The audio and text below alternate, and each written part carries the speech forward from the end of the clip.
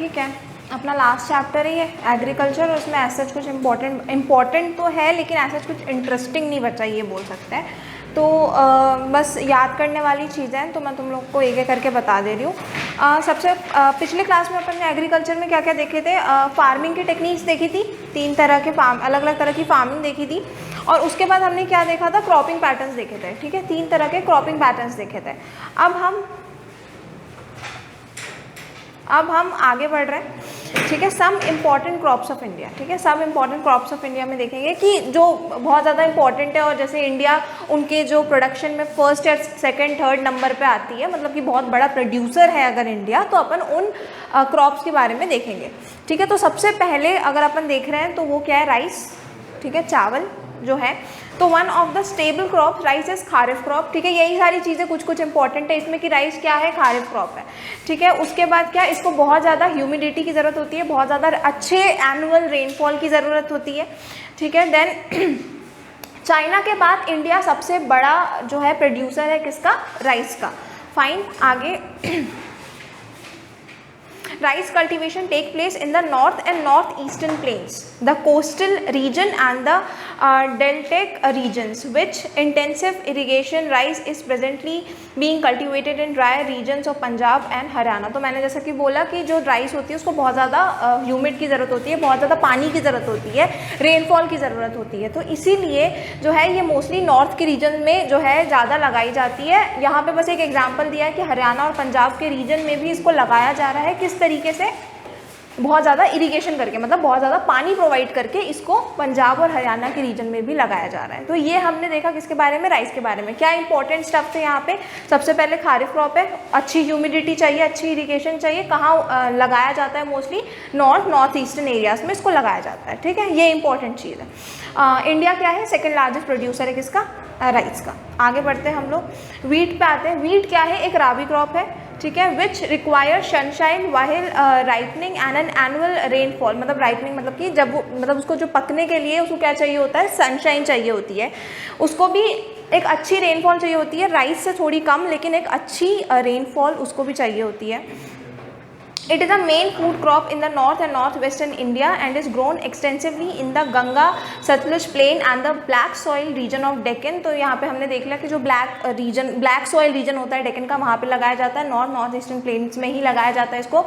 जो मेन चीज़ है यहाँ पे क्या है, गंगा सतलुज प्लेन में बहुत ज़्यादा एक्सटेंसिवली इसको लगाया जा रहा है, किसको, वीट को। इसको सनशाइन और रेनफॉल की ज़रूरत पड़ती है। Then what, the states of Uttar Pradesh, Haryana, Punjab, Rajasthan, Bihar and Madhya Pradesh grow wheat.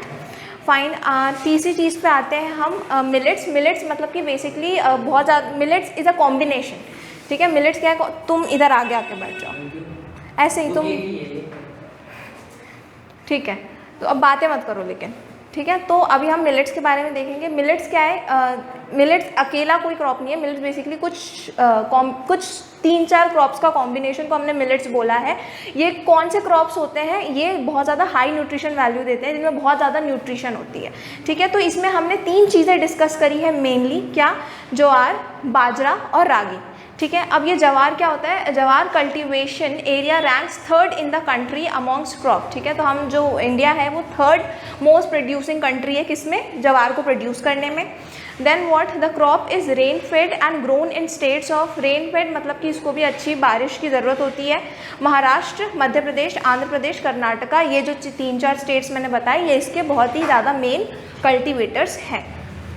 दूसरा मिलेट क्या है, बाजरा। हम बाजरा के बारे में देखेंगे। Is well suited to grow on sandy and shallow soil. ठीक है, अभी तक हमने देखा कि सबको कितनी पानी की ज़रूरत थी, लेकिन ये जो है ये थोड़े सैंडी सॉइल पे भी लग सकता है, थोड़े ड्राई एरिया में भी लगाया जा सकता है इसको, किसको, बाजरा को। Bajra is chiefly produced in states of Uttar Pradesh, Maharashtra, Haryana, Gujarat, Rajasthan. मैंने बोला इसमें सब डाटा पार्ट है, तुम लोग को याद ही करना पड़ेगा, इसमें और कुछ नहीं है। ठीक है, देन रागी के बारे में देख रहे हैं। 3rd मिलेट जो है, can grow well in dry regions, ये भी ड्राई रीजन्स में अच्छा लगाया जा सकता है। ठीक है, of soils like red, black, loamy, Sandy and shallow soils. मतलब यहाँ पे सॉइल्स का बोला है कि सैंडी, शैलो, ड्राई, इस तरह के सॉइल्स में भी रागी जो है उसको लगाया जा सकता है। Then it is produced in states of Uttarakhand, Jharkhand, Sikkim, Arunachal Pradesh, Tamil Nadu, Karnataka, Himachal Pradesh, इन सारी जगहों पे मेनली इसके कल्टीवेशन होता है। ठीक है, तो मिलेट्स तक पहले लिख लो, उसके बाद अपन आगे देखते हैं।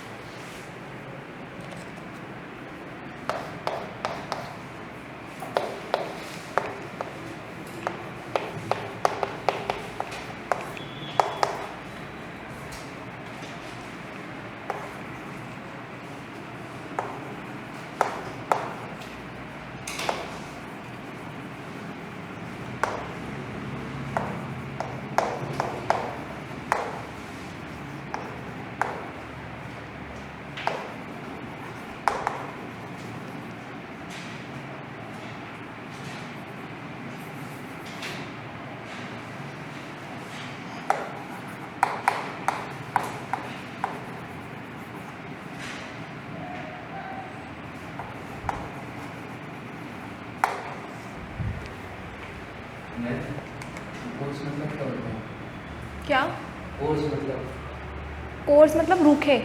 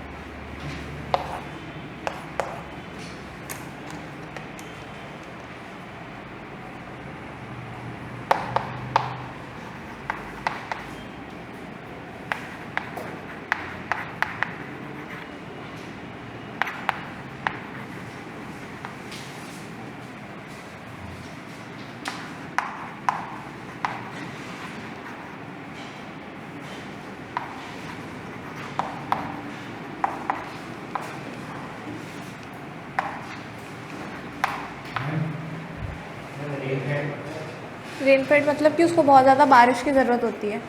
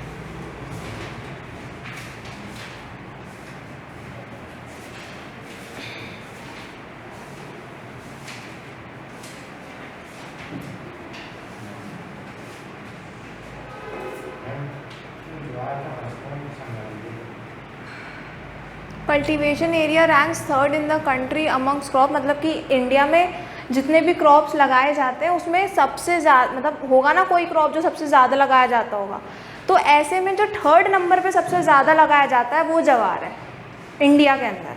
ठीक है,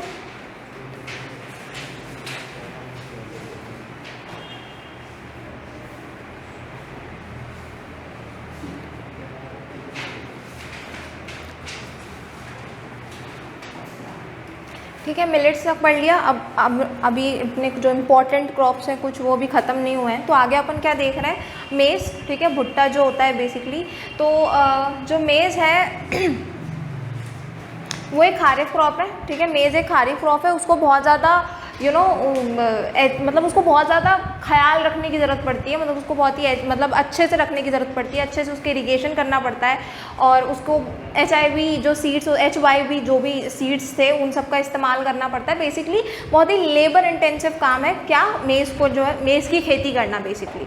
ठीक है, तो ये अपन ने मेज़ के बारे में देखा, खारिफ क्रॉप है। ठीक है, उसको जो मॉडर्न टेक्निक्स है उसका इस्तेमाल करना पड़ता है मेज़ को लगाने के लिए। और थर्ड इंपॉर्टेंट चीज़ है कि कहाँ पे सबसे ज़्यादा लगाया जाता है, तो वो क्या है, बिहार, आंध्र प्रदेश, तेलंगाना, उत्तर प्रदेश, मध्य प्रदेश एंड कर्नाटका। ठीक है, इन सारी जगहों पे ये लगाया जाता है। अपन देख सकते हैं कि बहुत से जो स्टेट्स हैं वो हर जगह ही है, मतलब कि हर चीज़ ही लगाया जाता है। मतलब हमने कई जगह देखा, मध्य प्रदेश हर जगह मिलेगा, है ना, कुछ कुछ स्टेट हर जगह मिलेंगे। तो जो कॉमन है ना वो तो चलो ठीक है, जो अपन को स्पेशल मिल रहे हैं, जो कहीं पे कॉमन नहीं है, मतलब ये जो स्टेट है यहाँ पे कुछ और नहीं लगाया जा रहा है, ये लगाया जा रहा है, तो उस पर ध्यान देना। ठीक है, उस पर अच्छे से ध्यान देना। तो जो भी है, ये मेज़ हो गया। ठीक है, पल्सेस, दाल, जो सारी जितने दाल वाल चने वने जो भी हैं, तो ये अपने लिए कितने इंपॉर्टेंट है ना। तो जो पल्सेस हैं, अगर उसकी बात करें तो इंडिया सबसे लार्जेस्ट प्रोड्यूसर है पल्सेस के में। सबसे ज़्यादा पल्स कौन प्रोड्यूस करता है, इंडिया, और सबसे लार्जेस्ट कंज्यूमर भी है इंडिया ही। ठीक है, कंज्यूम भी सबसे ज़्यादा पल्सेस इंडिया करता है और प्रोड्यूस भी सबसे ज़्यादा पल्सेस इंडिया ही करता है।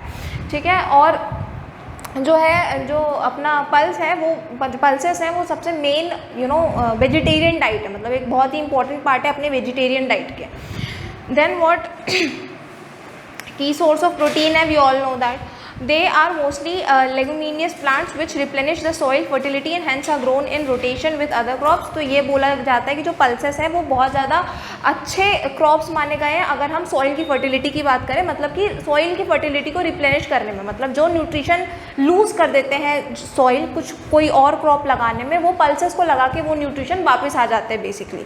ठीक है, इसीलिए पल्सेस को इन रोटेशन लगाया जाता है, मतलब कि पहले हमने कुछ और लगा लिया, फिर हमने पल्सेस लगा लिए, ताकि जो फर्टिलिटी है सॉइल की वो वापस आ गई, फिर हमने कोई तीसरी चीज़ लगा ली। तो इन रोटेशन जो पल्सेस को जो है लगाया जाता है। देन व्हाट, इसके जो मेनली जो इनके प्रोड्यूसर्स हैं वो कौन है, राजस्थान, महाराष्ट्र, कर्नाटका, मध्य प्रदेश, उत्तर प्रदेश, ये सारे जो स्टेट्स हैं वो मेन कल्टीवेटर है किसके, पल्सेस के। ठीक है, पहले मेज और पल्सेस लिख लो।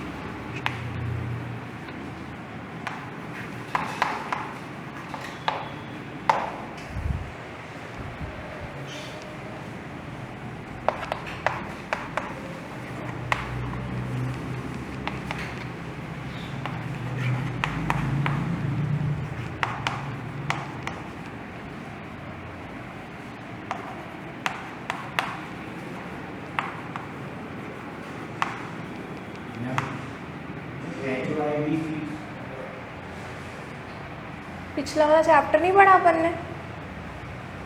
अच्छा, एवी सीड्स मतलब कि हाई क्वालिटी सीड जो कि बहुत ज़्यादा यील्ड करे, बहुत ज़्यादा प्रोडक्शन दे बेसिकली। तुम अभी पिछले वाले चैप्टर से आया ना, तुमने नोट्स लिए पहले के? ले लेना किसी से, ठीक है?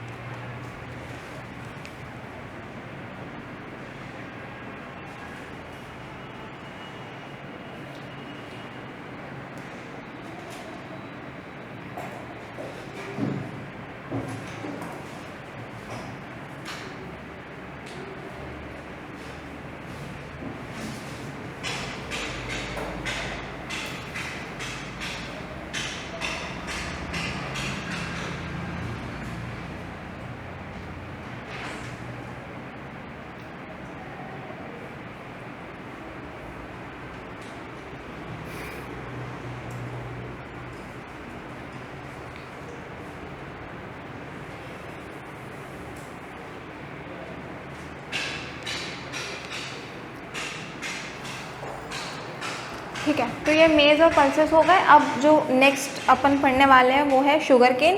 तो शुगर केन में भी 2-3 चीज़ें इंपॉर्टेंट है कि ब्राज़ील के बाद इंडिया सबसे ज़्यादा लार्जेस्ट प्रोड्यूसर है किसका? शुगर केन का। ठीक है, शुगर केन को भी एक अच्छी खासी टेम्परेचर और अच्छी खासी एनुअल रेनफॉल की ज़रूरत होती है।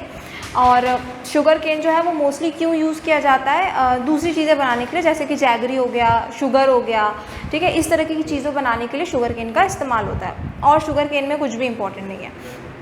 ऑयल सीड्स के बारे में देख लेते हैं। तो ऑयल सीड समझ में आ रहा है ना, जिससे ऑयल अपन निकालते हैं फिर। तो ऑयल सीड्स जो है, अगर अपन टोटल एरिया की बात करें इंडिया में जितना भी कल्टीवेशन लैंड है, तो उसका 12% किसको जाता है? ऑयल सीड्स को जाता है। ऑयल सीड्स उन 12% लैंड पे लगाए जाते हैं। ठीक है, अब इन में कौन कौन से ऑयल सीड्स होते हैं? तो बेसिकली कोकोनट, ग्राउंडनट, मस्टर्ड, तिल, soybean, cotton seed, linseed, castor seed, sunflower, ये सारी तरह के जो ऑयल सीड्स हैं वो लगाई जाती हैं।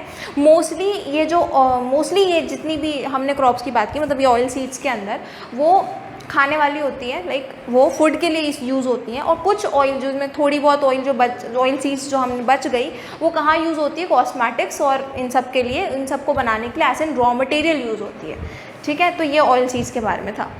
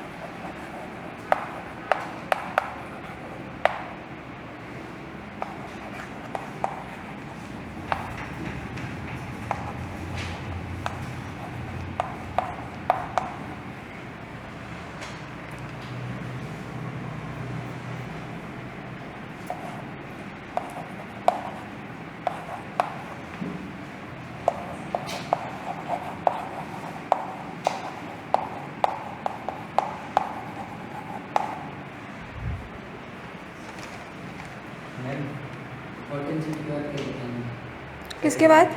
कॉटन सीड के कॉटन सीड के बाद, कॉटन सीड, लिनसीड और कैस्टर सीड और सनफ्लावर।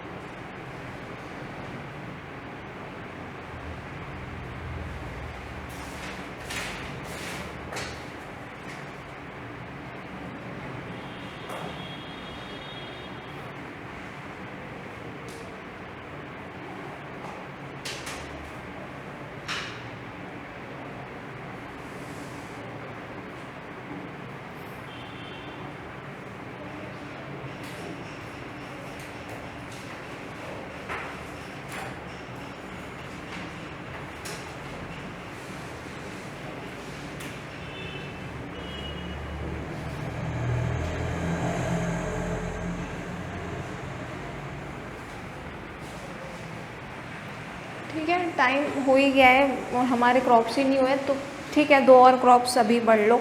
ठीक है, सबसे पहले अपन टी देखेंगे। ठीक है, टी क्या, टी जो मतलब टी की जो प्लांट, टी की जो लीव्स जो लगाई जाती है उसके लिए बहुत ज़्यादा वार्म और मॉइस्ट जगह की ज़रूरत होती है। ठीक है, जो अपनी मिट्टी होनी चाहिए, जो सॉइल होनी चाहिए उसके लिए बहुत ज़्यादा फर्टाइल होनी चाहिए, उसमें बहुत ज़्यादा ऑर्गेनिक मैटर होना चाहिए। ठीक है, मतलब बेसिकली वो बहुत नखरे वाली है। ठीक है, उसको बहुत काम चाहिए उसके ऊपर, बहुत ही लेबर इंटेंसिव है। ठीक है, उसका बहुत ख्याल रखना पड़ता है। टी लीव्स की बात हो रही है यहाँ पे। ठीक है, उसका बहुत ख्याल रखना पड़ता है बेसिकली। और कहाँ पे लगाई जाती है? असम, जलपाईगुड़ी, दार्जिलिंग, तमिलनाडु, केरला, ये सारी जगह पे इसको लगाई जाती है। ब्रिटिशर्स ने इसको सबसे पहले लगाना चालू करा था इंडिया में। ठीक है और ठीक है, अभी भी कॉफ़ी के बारे में भी अभी सुन लो। तो कॉफ़ी जो इंडिया में जो कॉफ़ी की वैरायटी लगाई जाती है उसका नाम है अरबाइका। इसको अच्छे से याद रखना कि अरबाइका वैरायटी का नाम है जो कॉफ़ी इंडिया में कल्टीवेट की जाती है। ठीक है, और इसको भी बेसिकली ब्रिटिश लोग, जब ब्रिटिशर्स थे उन्होंने चालू किया था, इंग्लिश पीपल्स जो थे उन्होंने चालू किया था कॉफ़ी की कल्टीवेशन भी यहाँ पे। और यहाँ पे कौन से स्टेट्स हैं जो सबसे ज़्यादा इसका प्रोडक्शन करते हैं? वो है केरला, तमिलनाडु, नीलगिरीस इन कर्नाटका, ये सारी जो जगह है वहाँ पे कॉफ़ी की प्रोडक्शन होती है। कौन सी वैरायटी? अरबाइका। ठीक है, यही इंपॉर्टेंट है कॉफ़ी वाले पार्ट में।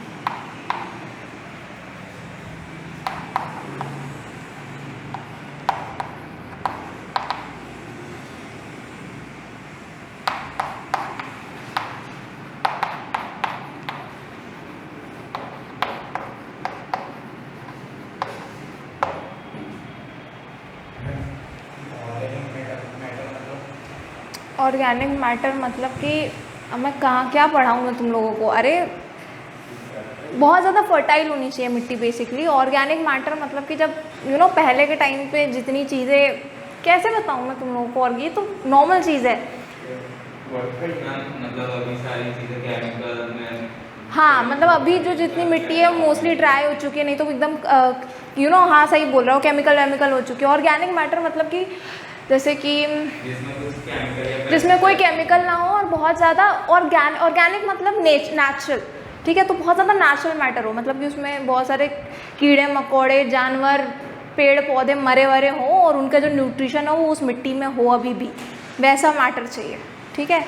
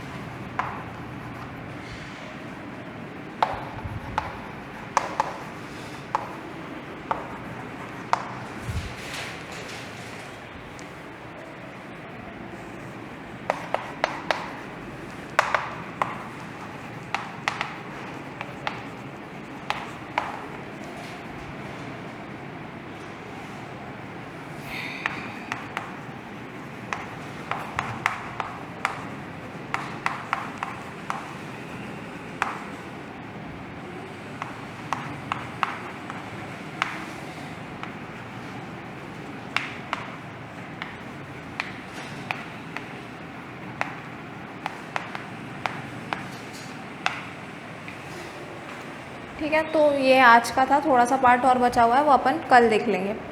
हाँ कल देख लेंगे।